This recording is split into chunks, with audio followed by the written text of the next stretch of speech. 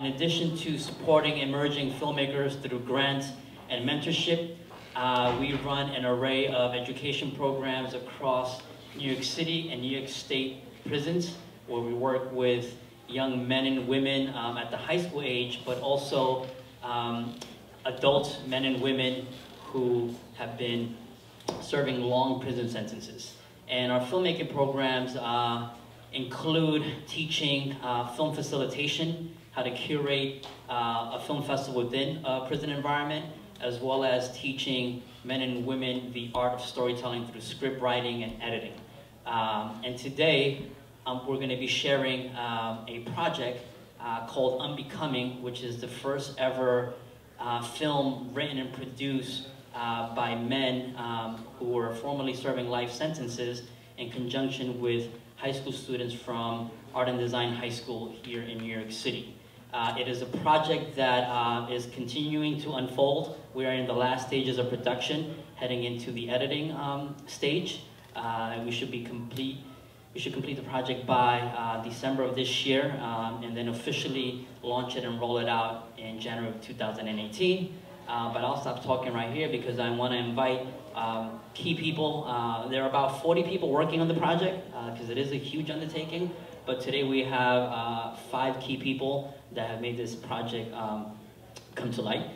First, I want to introduce Chaz Ransom to come to one of the seats, followed by Alejo Rodriguez.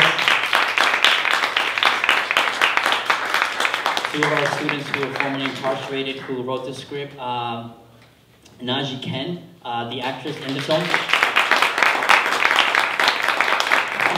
and Isabella Ball, one of our student directors from Art and Design High School, now in Brooklyn College.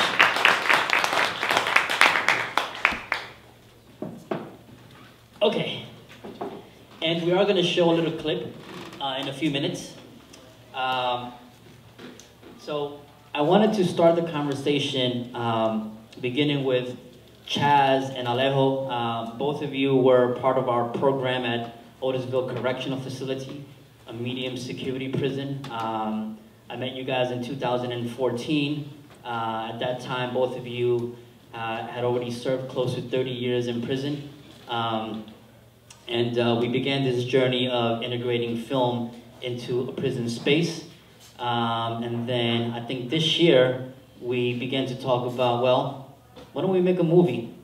And can you kind of walk us through what that felt like and what was going through your mind once we started thinking about the prospect of actually writing and producing a film? Sure. Microphone. Is this on? Yeah, it is on. How y'all doing? I'm doing good. Glad to be here. Thank you all for inviting us. So the idea was really new because we never really thought about writing scripts before. We all have stories, and I guess we always envisioned and dreamed about it, but we never knew the mechanics of how to do that. So what V brought, along with Jackie Gutierrez, is not here today, with the concept of a 3-act script, short film, and we had to come up with the story arc. And there were 6 of us that were involved with that process. And you have 6 writers involved with a story arc. That was not a fun deal. You know, all the whole, literally, arguments went on just a couple of lines, but they were arguments in a very healthy way. We all wanted to say something. We wanted to speak about our experience, but we didn't want to just repeat the same type of prison conversations. You know, we're tired of that as being people who have experienced prison for ourselves for quite some time, that it seems that Hollywood always seems to misrepresent the full scope and full spectrum of what really happens to lives inside prison. So that's some of the things that really went into the making of the concept, the backstory of how we really felt about it all going into it. And Chaz, if you will, after you get settled there, can you share with us what the story idea is for the short film Unbecoming? Yes, first of all, thank you for having us. This is a tremendous opportunity and a tremendous experience. But it was also that inside. You know, we had 6 men in a room, and we were trying to figure out exactly how that was going to unfold. The thought process, like Leo was speaking about, it came about kind of seamlessly, but it was also kind of difficult in like creating. And can you express your question again? Yeah, can you share with us how you guys arrived at the topic for the film, and then share with the audience here what the script eventually became?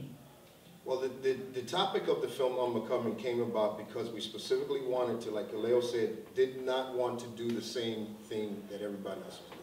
So we had to look at how we would be able to express our experiences in a different way. Not only experiences with being men of color, but being incarcerated for long periods of time, but also experiences with the legal system, and how that not only impacted us, but our families. That was very important for us. So to take that and try to like come to, you know, make a decision as a group with 6 individuals, 6 very strong-willed individuals in that room, it was a beautiful process. And the way we came about it was we said that, you know, we had to have a character that would be able to fit in the legal system and kind of make his way and stand out. But he was a strong person because we were all strong individuals.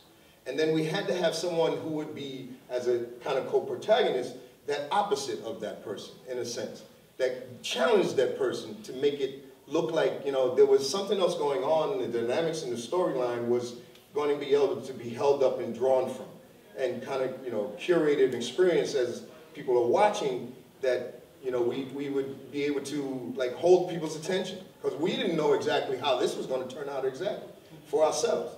Right? Am I right?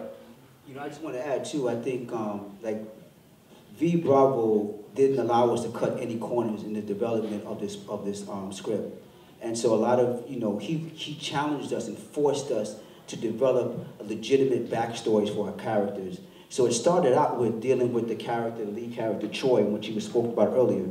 And we had to really flesh that out. And it came to the point where we started identifying in the character certain qualities that we also felt resonated with us and that we can carry out through the story. So by holding us accountable to trying to be as true to the art and not just wanting to put a film together for film together's sake, but really trying to make a quality film, you know, he held us accountable, but literally it just took off after that. It made it so much easier. When you put the work in at fundamental basis, it makes it so much easier to develop after that. And just to add to that very briefly, it was an opportunity for us to make a statement. We're 6 individuals, and like we said, we were incarcerated. Our voices weren't being heard, and it was an opportunity for us to make a statement in a very clear, concise manner that, you know, there's humanity in there, and we just wanted to express that.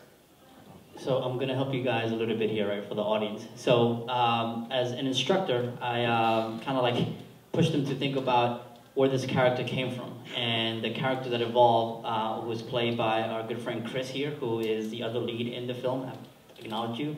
Chris. All right, Chris. And Chris became a character named Troy, a young biracial up-and-coming district attorney who is trying to rise through the system.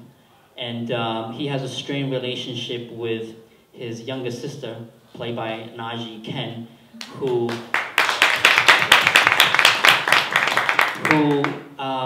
are at a crossroads in their own lives as siblings.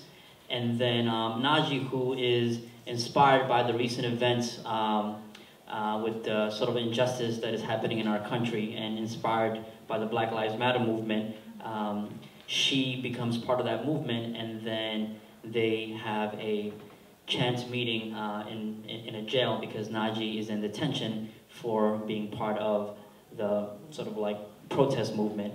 And here is her brother Troy faced with a moral dilemma. It's my little sister who is here what will I do? And it's a short film, and it took us some time to get there. And but I'm very happy to say that by March, it took us about 3 months, and it was really interesting because we had no way of knowing that you guys were gonna go before the parole board and then be released. We had no idea what was happening. You know, we were literally working with six men whose futures were uncertain at that point. But you know, we went through it, and then I want to now shift the attention to Isabella to my right. Then Jackie Gutierrez, the other educator, and I approached your film teacher, Mr. Arkle, and your principal about, you know, hey, can your students produce a film that was written by some men that are in prison? And they were like, sure. Can you walk us through like how this experience felt for you, being where you were at that time, which was like a short 6 months ago? Yeah, it's interesting to think about the film. The beginning was only 6 months ago or something like that.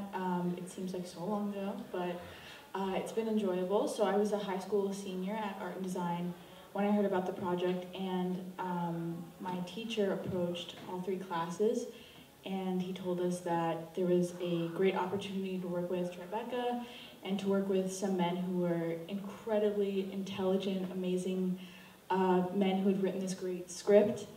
And so I just went to the meeting, and I think we read the script the first day, but I just immediately wanted to get on board with the project.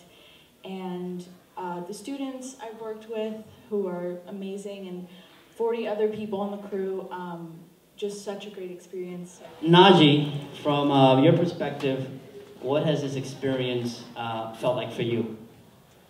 Well, it's been a true collaboration between all of the students and the writers. Every time we've shot, rehearsed, or just talked before, I've learned something new about the project, and it's really helped fuel my character. The way that it's written, it really is 2 different movies. I'm living a very different life than Troy is. And it's shot that way. So we've only shot together 1 day, but that 1 day is obviously the most important part of the film. So the film is about family, and we didn't have a ton of opportunities in our separate shots to build that. So it was interesting really trying to find our connection and bring that into all of the scenes, although we hadn't worked together at all, and all of our shots were completely separate and very different because they're very different people, but bringing all of that into everything we did. And the crew would help fill me in on what I was missing from Troy's perspective. And you too, Alejo, we had many conversations of you telling me, oh, but this side, Troy, and I would forget about Troy sometimes because we didn't work together ever. We'd be like, oh yeah, this isn't just my movie. So, so it was really great and a true collaboration, and really challenging, but in a good way, having to bring our dynamic and the truth of the family to everything that we did, even though I didn't always have the other person there with me. Thank you. Chaz and Alejo, looking at this clip and having been part of the writing team, how does it feel to see a work of art that you collaborated on come to fruition, where you see the writing being acted by 2 wonderful actors, directed by some emerging filmmakers, come to life? It's incredibly empowering. But I want to say thank you to everybody that's been a part of this project, because this is the first time I've actually seen this, and it's phenomenal to just sit there and actually see that and experience that. The way that this just like kind of touched me, and Najib mentioned, is that the film is about family. It's about these 2 people that are in 2 different paths, but then they cross paths. you know, and they were kind of like, there's some underlying issues that have to be resolved, and some traumas from family history that come up, and all of that is being played out throughout the different little clips and scenes in the movie. And as they come to this scene, it really comes into focus where the importance of family and that connection is so much, you know, like you can't put a value on that.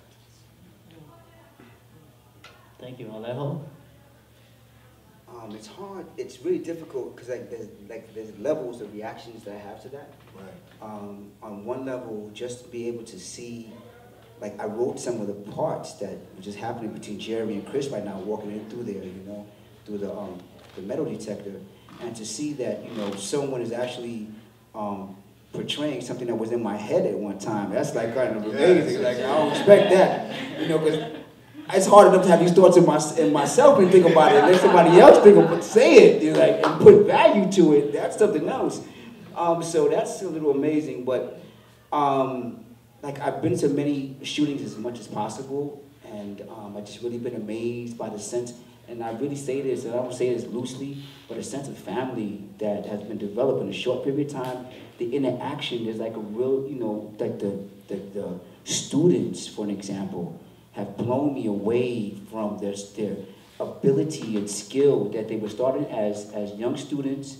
The first time doing a major, you know, a piece like this, from let's say June to the last shooting that we just did the other day, and last Sunday, and they're experts already. I mean, they got it, you know, and so I feel a sense of accomplishment in supporting them, you know. And then, you know, like I love Chris and Najee, you know, these are like, you know, my little nephew and niece, so I feel this way. So, you know, really, it's been like a sense of family, and for me, like just coming home and experience this, it kind of supports the idea that we all have a story to tell, you know, and how empowering that is. And if we're able to develop that and give time to it, to really craft it, it could really mean something powerful. So this may not go anywhere, but I do know that right now where it stands, even that little shot is a powerful experience. Yeah. If I may, I think the aspect of validation is very important, because this is taking it to another level. To be able to, like I would say, have something there and then have it, you know, expressed in a certain way, and then this is real. It's tangible. Thank you. Isabella, I wanted to ask you, because you were also in a transition. You were a senior, you know, and going through all the things that I guess a senior goes through in New York City, getting ready to graduate, attending college. You were also part of our Film Fellows program, so you didn't have the luxury of being free this summer. You were actually in class, polishing your skills as a documentary filmmaker, and you've been working on several projects. How did it feel for you to be involved in your life as a young person, but also being responsible for the stories and the actions of like all these adults? Wow. Well, yeah, there was just so much change going on. Like you said, I was changing schools, I was changing the people I saw every day. A lot of the times I wasn't on the same campus.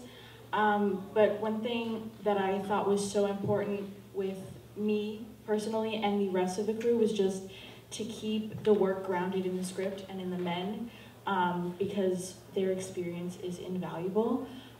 To the shooting, to the acting, to understanding the characters, just what a resource we had.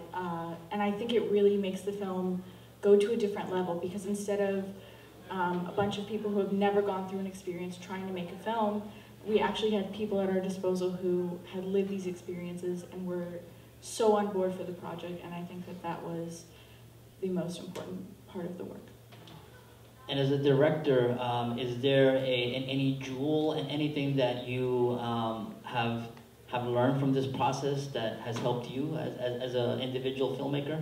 Anything that you can point to? I've just learned, I think, like everyone was saying before, collaboration. This is by far the film that I've done the most collaboration on, because there's so many moving parts. There's the other co-director, Will, who I worked with, the editors, the actors, the men who wrote the script, our producers, everyone, and just learning to really absorb the film and make it part of myself. And everywhere I go, like advocating for the film, talking about the film, why do I care about it, why should you care about it?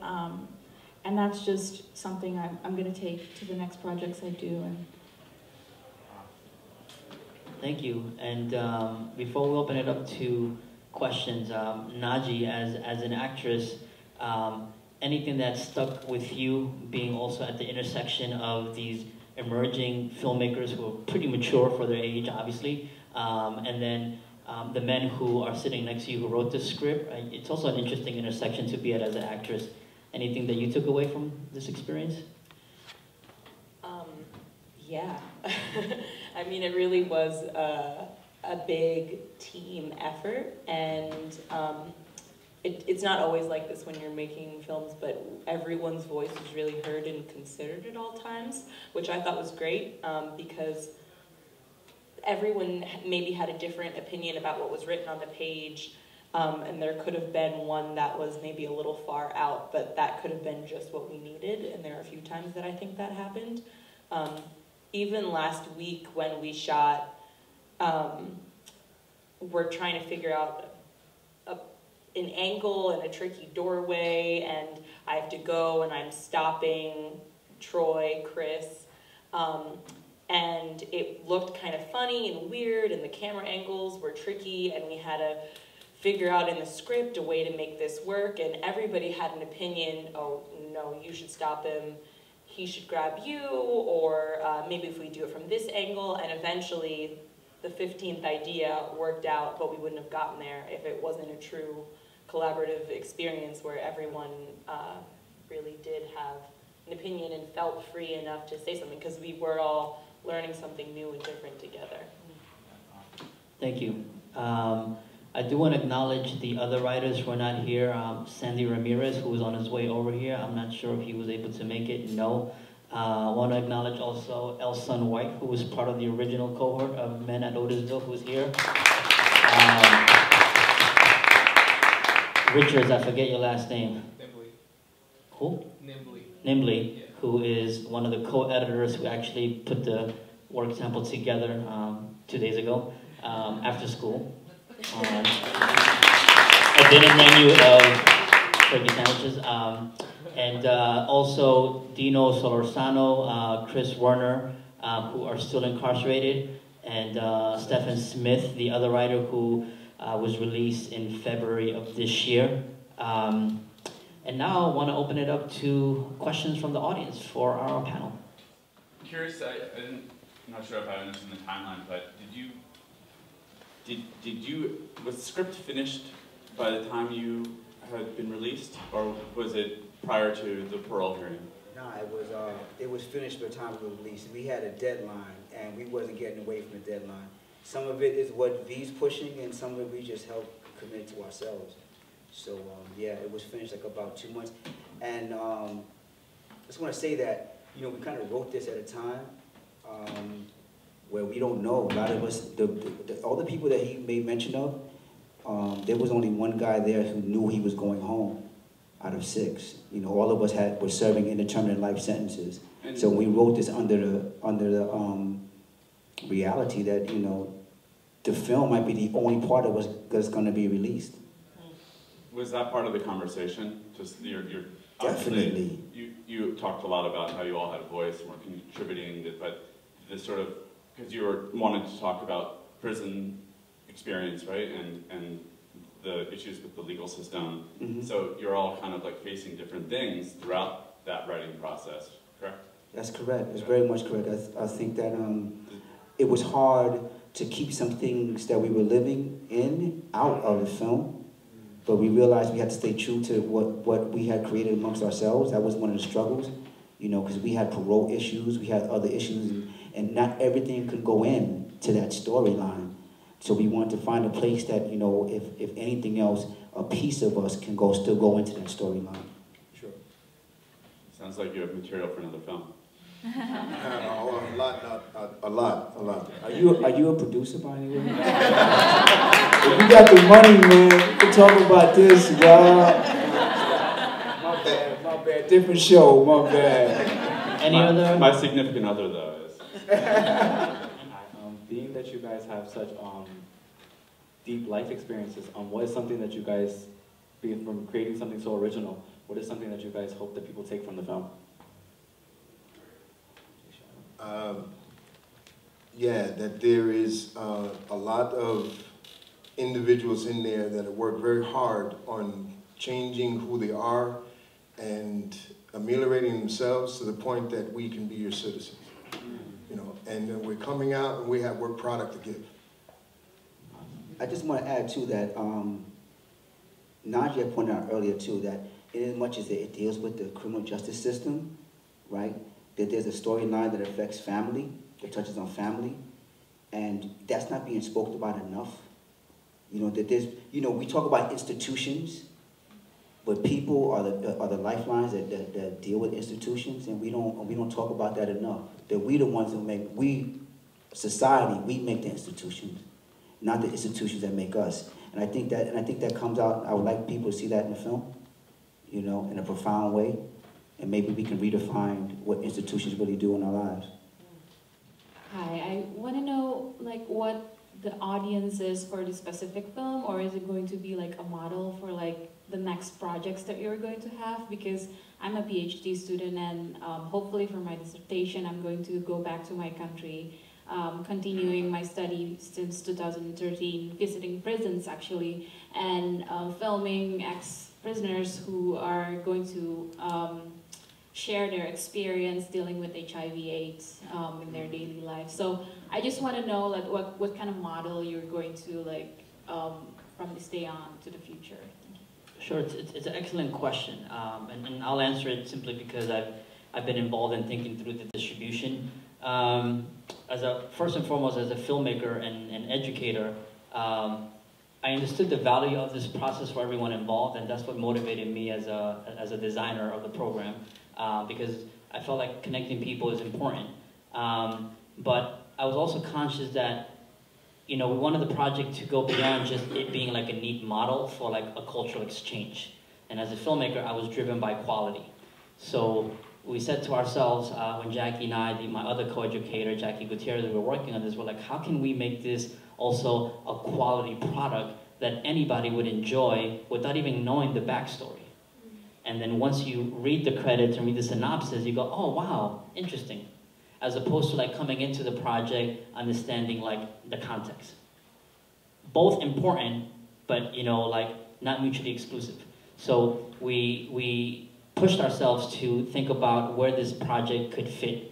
And we're in open conversations right now with one distribution company who wants to take a look at the final film to see like if they can, you know, pick it up and then distribute it online massively. And the idea for us is to let this be the first and then inform the industry that not only are there interesting stories within the prison walls, there are producers who can write at a premium level. And let's get into the habit of like streaming this content and essentially making the role of the film producer, the documentary producer going to prison obsolete, you know? And that was kind of my goal, to like kind of eradicate the middle person. So it's kind of like, this is so I can no longer have a job. So it's like, so you have like a line producer, coordinating producer on the inside, working directly with film crew on the outside. You know, if we want to talk about like moving the needle in terms of like how Hollywood works and how Hollywood perceives the roles of producers. If that makes any sense. I know how difficult it is using incarceration as a preamble to introduce yourself as individuals. But what I want to ask you is this. In your opinion, is this the first time ever that this has happened like this, where people inside produce something, collaborate with someone else outside, specifically high school students, and then produce a film like this? So, thank you. That's an excellent question. And I have to, yes, it is the first time. And in saying that, we can't take, someone said earlier, I think it was Isabella, it's a cooperative effort, you know, but a lot of credit got to go to V. Bravo. You know, his vision to be able to look at the pieces and the parts and to get that connection so there can be a cooperative effort happen. You know, it couldn't happen no other place. So yes, it is the first time, but it didn't just start with this film. We actually developed a relationship for the last 3 years. We've been doing community screenings of different events, different documentaries inside prison, where we could begin to have conversations with men in prison while ourselves being their peers, and have conversations about social issues for individuals who are serving like ourselves, life sentences, way we can have discussion and talk about social issues that we weren't talking about before, like a real re-entry type of program, if you would. And we created a safe space, and it was from that safe space and discussion that we were having with the men in prison, along with ourselves included, that this was a byproduct of that, you know? Yeah, so what was next? Yeah, so this is a byproduct, and so it didn't start with just wanting to be on film. It starts from building community from the very beginning, right. And we were able to stand up there, and it took V, because he took a leap. It took a leap of faith. So it took V to have a certain trust in the men that were there, us, you too. It took V a leap of faith, said, listen, I believe, I trust that we can do this.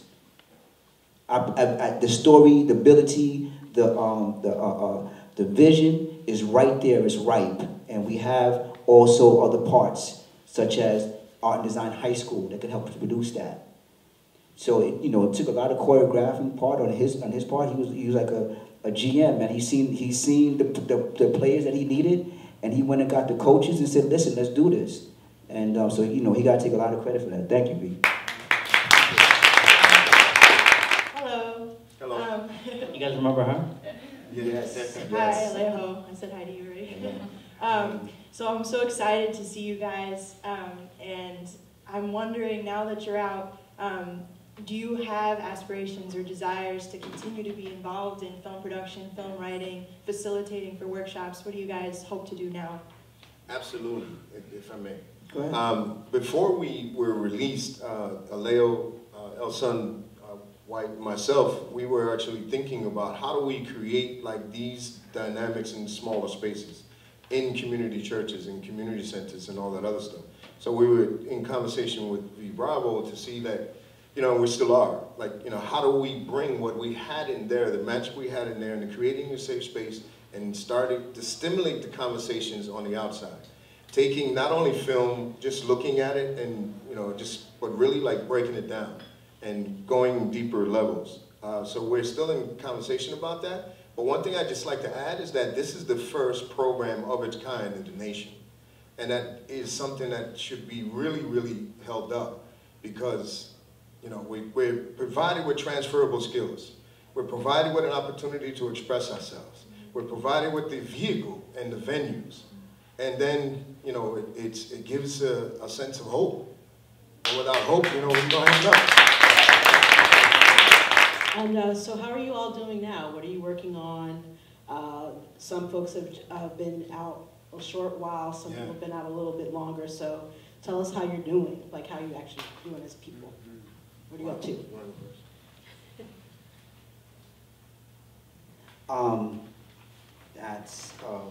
So I got released in June 13th, 2017, like a little over 4 months ago. So I'm right here with y'all. So how do you think I'm doing? We met Oprah, so so I got people in my family like saying like, how did you do that, man? Like I got people in my family saying, damn, I need to go to prison just to go meet Oprah. So there's a couple of things that's happening that's kind of like amazing, right? But personally, I just want to say too that working with these two brothers primarily, this is the core, the establishing group, and they're phenomenal individuals, and we were doing things inside way before we even met V. And so we have a very good network. So currently right now, and I was able to take, we all were able to take advantage of the educational process even before they took it away, which is another story. So personally right now, I'm working for the Prisoner Reentry Institute at John Jay College of Criminal Justice, and I'm working with men and women who are returning and want to get back into college to be their mentor, alumni mentor coordinator, and I want to continue to along this path. So like this offers me a vehicle to be creative, you know, and not to just perpetuate the same type approach to reentry or, you know, prison experience, but to link this with Tribeca in some kind of way through V Bravo, so we can continue this going on further, you know, in this process of writing stories and producing things. So, as far as I'm concerned, like this is just the beginning. I was telling them when we came up, the Academy Awards next, Bushwick right now, Hollywood. You good with that? It launched right here.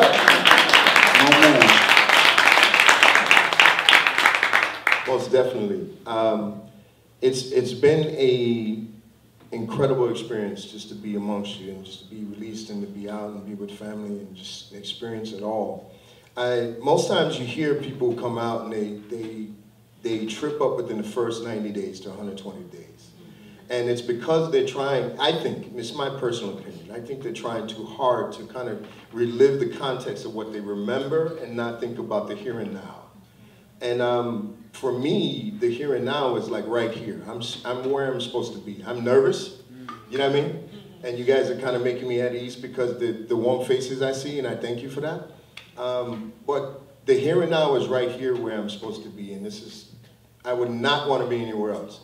My trajectory has been incredible. I am now 80 days out. I'm working for the Appellate Advocates, which is a not-for-profit law firm,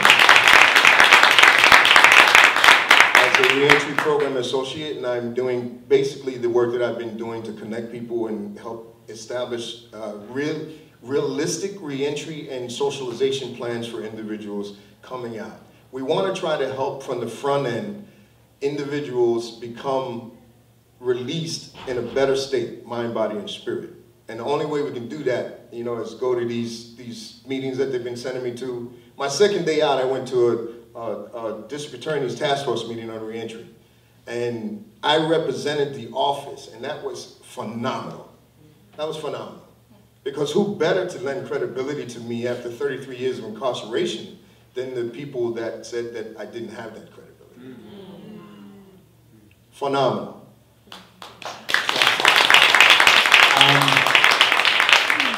Well, thank you, Chaz, Alejo, El Sun, all the other men who I mentioned who co-wrote the program, Naji, Isabella, Richards, all the students, all the people who have also lent their support, Chris as an actor, but even Lillian, who was affiliated with Tribeca Film Institute, and then I asked her one day, hey Lillian, I want to like teach the guys like this whole thing about social media, but you got to do it on paper. You want to come in? And then she actually, you know, went to our prison classroom and. Hell yes, I do. Yeah. and we're glad you did. And then gave him feedback through a video that we created at the office a couple of days later.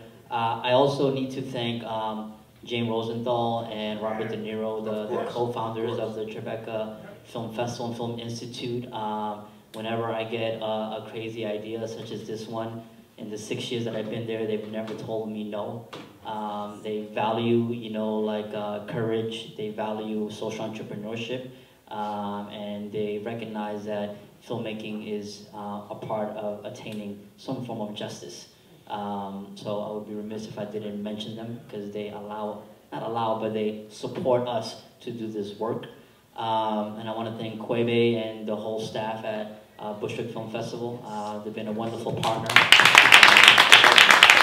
And you have to feel good when you have women of color, you know, curating, you know, spaces for us to come together and promote other experiences. And everyone here who is working hard, right? It's a Saturday, right? It's like you know, it's stuff that we love to share. So thank you, and thank you everybody. All right.